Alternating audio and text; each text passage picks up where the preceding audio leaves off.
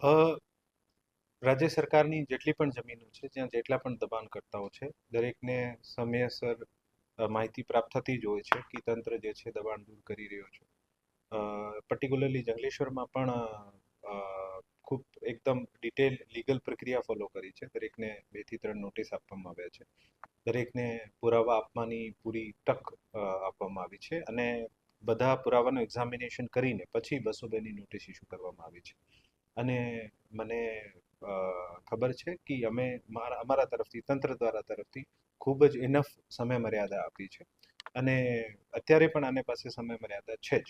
તો સમય મર્યાદા માટેનો કોઈ પ્રશ્ન રહેતો નથી, કારણ કે અમે શરૂઆતથી સતત દરેકને જાણ કરી છે, લીગલ પ્રક્રિયા ફોલો કરી છે, દરેકને ખબર હોય જ છે. મારા મુજબ તંત્ર પોતાની રીતે જે પણ લીગલ પ્રક્રિયા છે ફોલો કરે છે અને કામ કરે છે, અને બાકી જે પણ આવનારા દિવસોમાં ડિસિઝન મેકિંગ બનશે એવી રીતે આગળ કામ કરીશું. ના, હજુ સુધી કોઈ તારીખ નક્કી નથી કરવામાં આવી. દરેક ડિમોલિશન પહેલા અમને લીગલ પ્રક્રિયા જે પૂરી કરવાની હોય છે, દરેકને પોતપોતાને વાંધા સાંભળવાની અને કાયદેસરના આધાર પુરાવા પ્રસ્તુત કરવાની તક આપવાની હોય છે. આ તક આપવાની કામગીરી જે છે આ ચાલુ છે, અને પછી જ્યારે પણ અનુકૂળ થશે અમે અમારી રીતે નક્કી કરીશું.